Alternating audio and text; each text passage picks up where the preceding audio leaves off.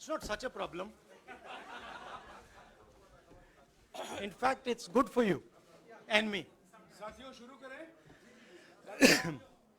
राहुल जी आपको संबोधित करेंगे, उसके बाद में 3-4 सवाल लेंगे।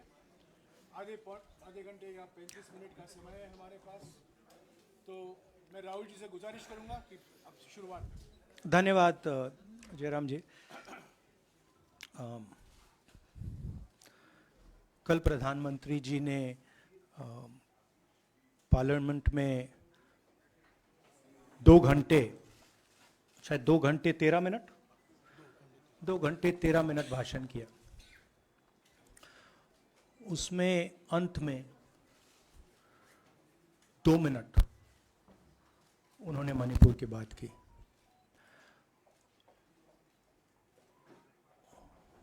मणिपुर में महीनों से आग लगी हुई है,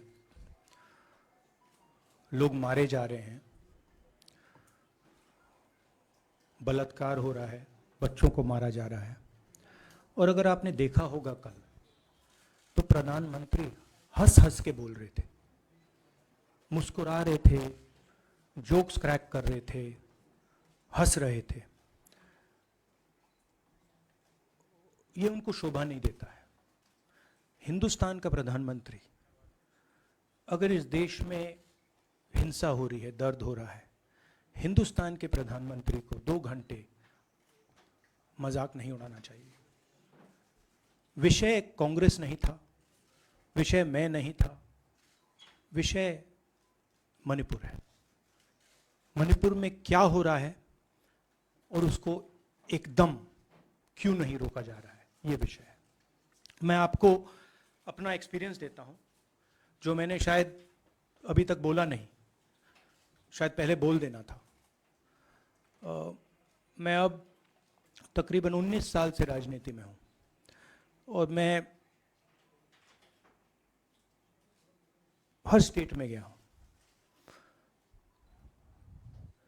बाढ़ आए, तूफान आए, सुनामी आई थी, हिंसा होती है, हम जाते हैं। 19 साल के एक्सपीरियंस में जो मैंने मणिपुर में देखा और सुना, वो मैंने कभी पहले नहीं सुना था।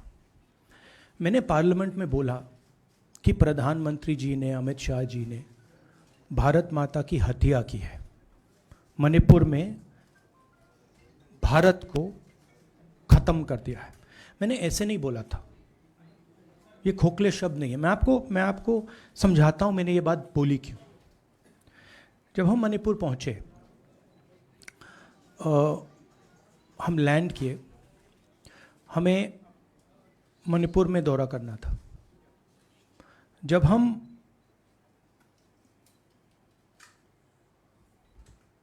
मेटे एरिया में गए, हमें साफ कहा गया था कि अगर आपकी सिक्योरिटी डिटेल में कोई भी कुकी होगा, उसको आप यहां मत लाइए, क्योंकि हम उसको मार देंगे।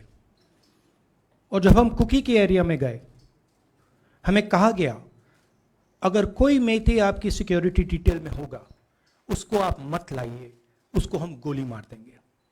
हम जब गए, हमें मेतेज को परे करना पड़ा, हमें कुकीज को परे करना पड़ा।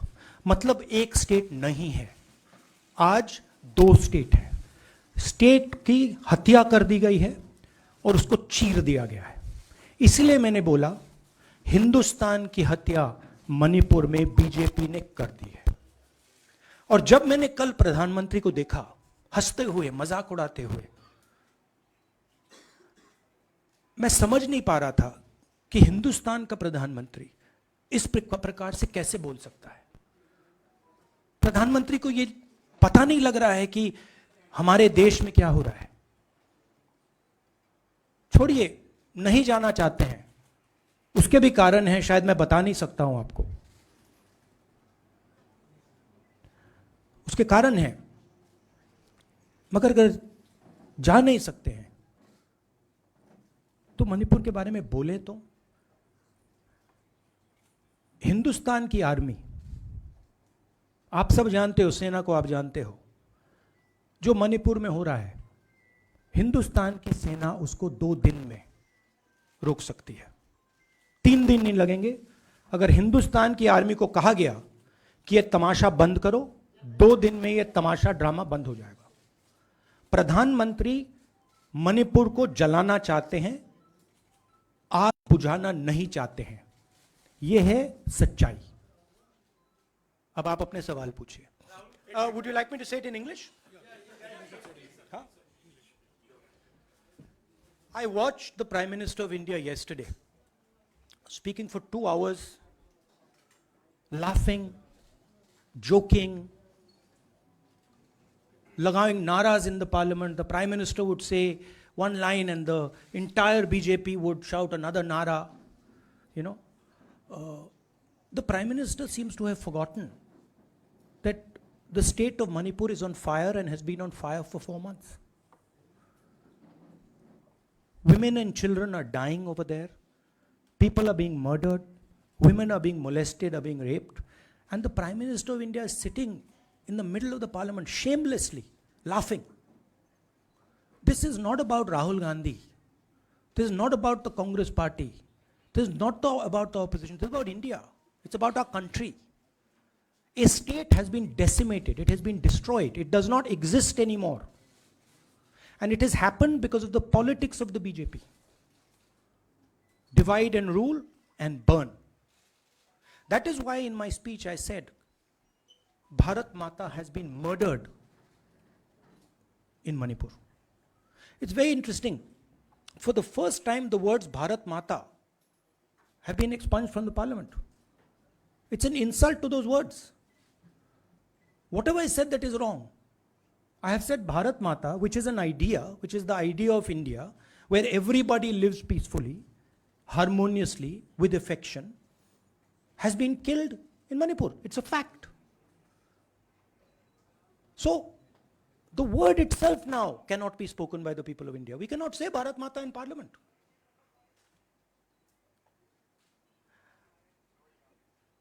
I want to tell you about my own personal experience of Manipur.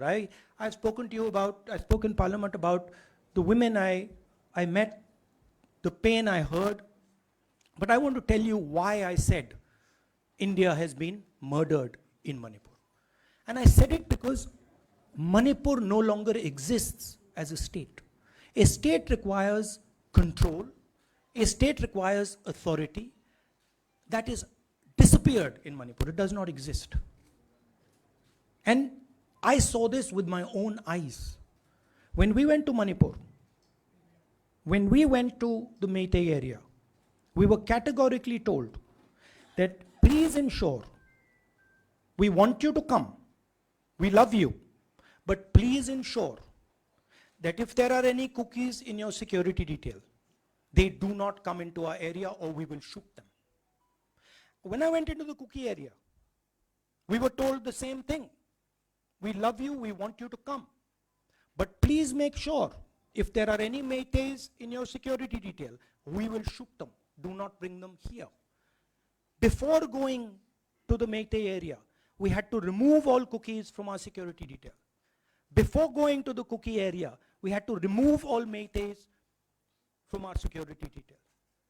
When we went there, the security forces, central security forces, told us we have never seen anything like this.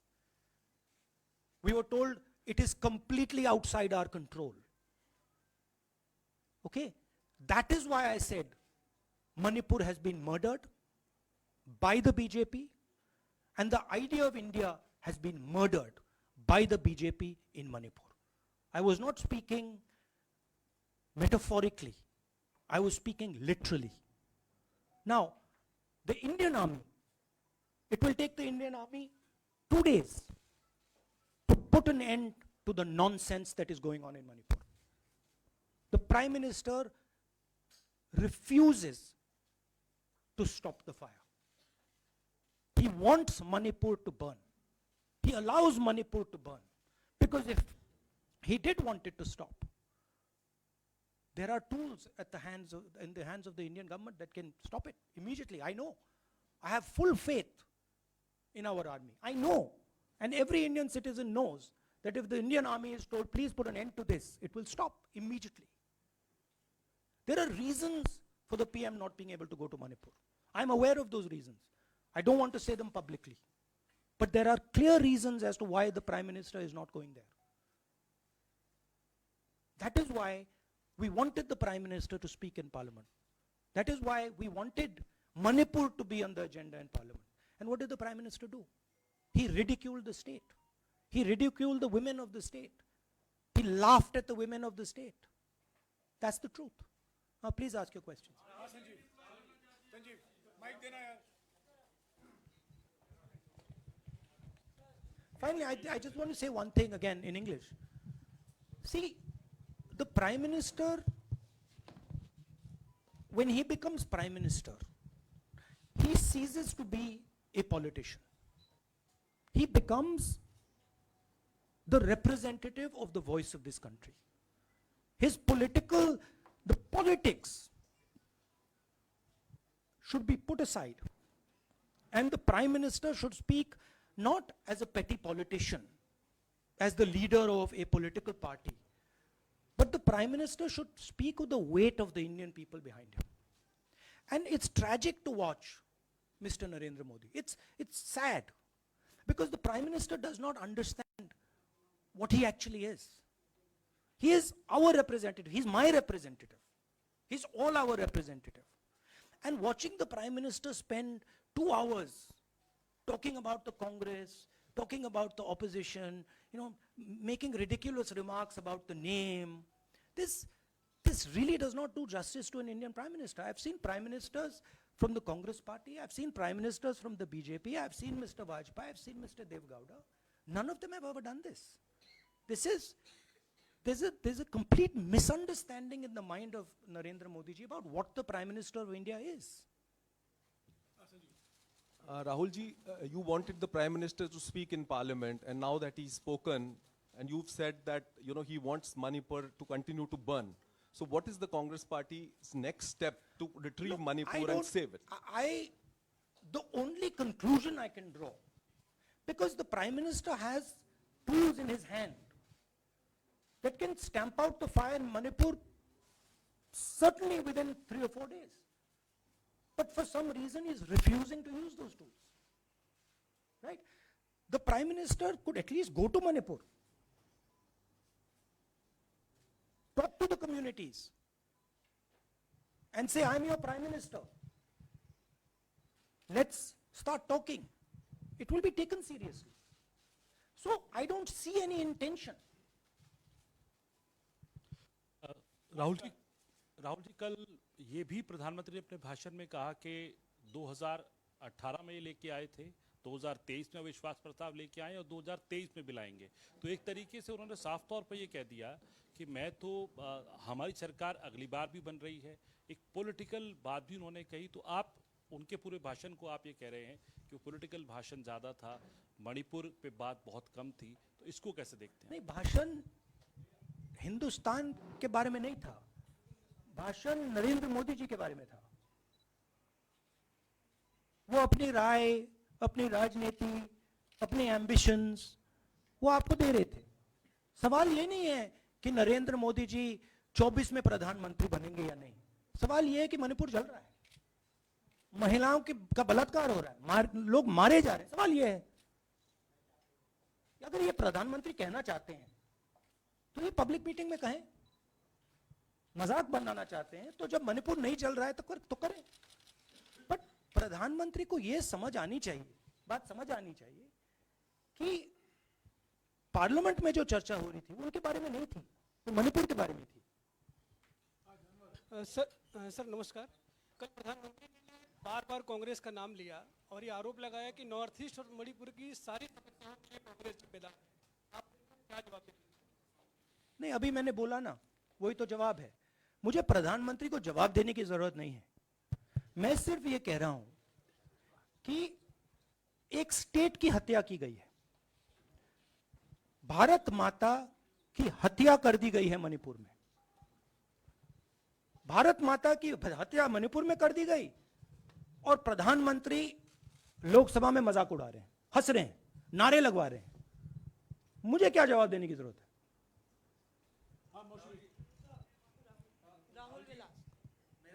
एक minute मोहित, order से please. Mr. Gandhi, you waxed eloquent. Rahul, आपने बोला कि प्रधानमंत्री ने बोला सदन में कि गृह मंत्री अमित शाह ने विस्तार से जवाब दे दिया। अमित शाह साहब ये कहते हैं कि मणिपुर के सीएम को हटाने की जरूरत इसलिए नहीं है क्योंकि उन्होंने हमारी पूरी बात सुनी और वो कभी भी कोई हमने डीजीपी चेंज किया, डीजीपी चेंज कर दिया, उन्होंने जो भी प्रशासनिक व्यवस्था हम चेंज करना चाहते थे, इसलिए मणिपुर सीएम को हटाने की मणिपुर कोई सीएम, जरूरत नहीं। जब मैं मणिपुर गया, मणिपुर सीएम ने जो मणिपुर में हजारों वेपन्स जो लूटे गए, वो मणिपुर सीएम के नीचे ही हुआ। तो क्या अमित शाह चाहते थे कि ये हजारों वेपन्स लूटे जाएं?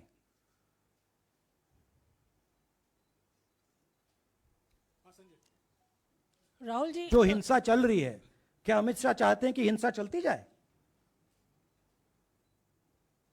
चीफ मिनिस्टर उसको रोक नहीं पा रहा है। अमित शाह जी कह रहे हैं कि भैया वो हमारी बात मान रहा है, तो क्या आप चाहते हैं कि मणिपुर चलता जाए?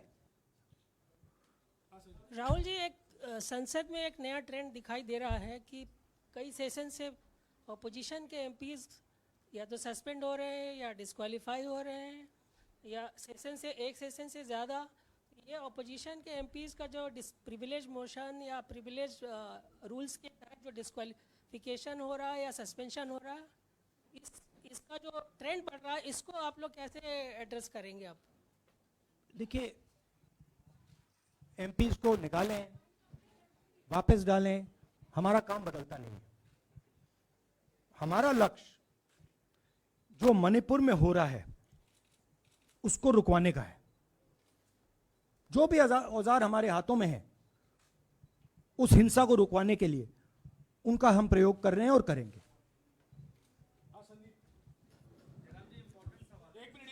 Yeah, Mr. Gandhi, you talked about using the army, deploying the army to control violence. You spoke that in Parliament. You've repeated here. But the BJP has criticized you and even previous Congress governments, saying that we want to solve the issue through dialogue. And they've criticized that in the 60s, in 64, the Mizo National Famine Front was bombed by the Indian Army, by the Indian Air Force. So they said that, you know, they do not believe I in... have never heard in my entire career, I have never been told anywhere I have been in India that if you take this person as a security officer with you, we will put a bullet in his head. I have never heard it. And I heard it twice in Manipur. That means there is no dialogue in Manipur. There is pure violence taking place in Manipur. The first step is to stop the violence, put an end to it. I point out the army, but what I mean is that the Prime Minister has multiple instruments in his hands. He's not using them. It's been burning for 4 months. He's doing nothing and he's laughing. I'm amazed people can't see this. That he's sitting in Parliament and laughing.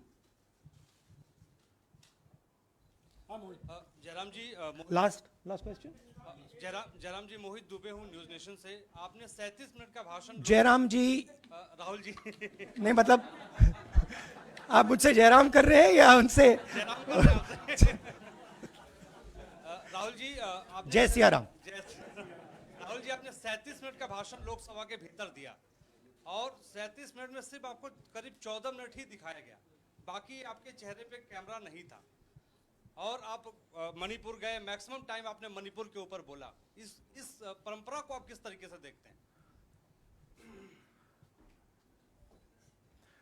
पता नहीं, शायद contradiction है। शायद PM मेरा चेहरा TV पे नहीं देखना चाहते, मगर फिर पीएम मेरी वीडियो के बारे में बात करते हैं। तो पता नहीं क्या है, बट मुझे लगता है शायद उनको मेरा चेहरा टीवी पे देखना अच्छा नहीं लगता। कोई प्रॉब्लम नहीं है। जो मैंने बोलना था, देखिए मुझे अपना काम करना है।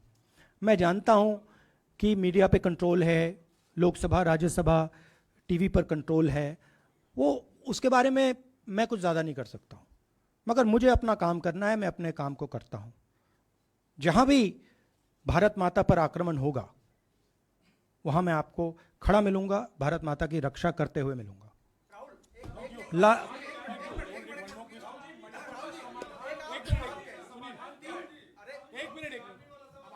हाँ, okay, last question brother.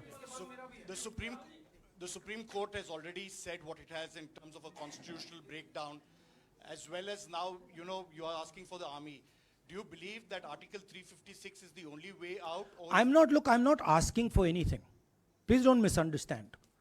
It is not my place to decide which tool the Prime Minister can use, which instrument he should use. I am pointing out that there are multiple instruments that the Prime Minister has at his disposal, and he is not using a single one. I'm pointing out that Manipur has been burning now for 4 months, and the Prime Minister is in a very good mood. He's sitting in Parliament, he's laughing, he's joking, his entire cabinet is in giggles. This to me seems completely insane. This has got to stop. India is burning in Manipur. The idea of India has been destroyed in Manipur. Let's rebuild it quickly. Thank you.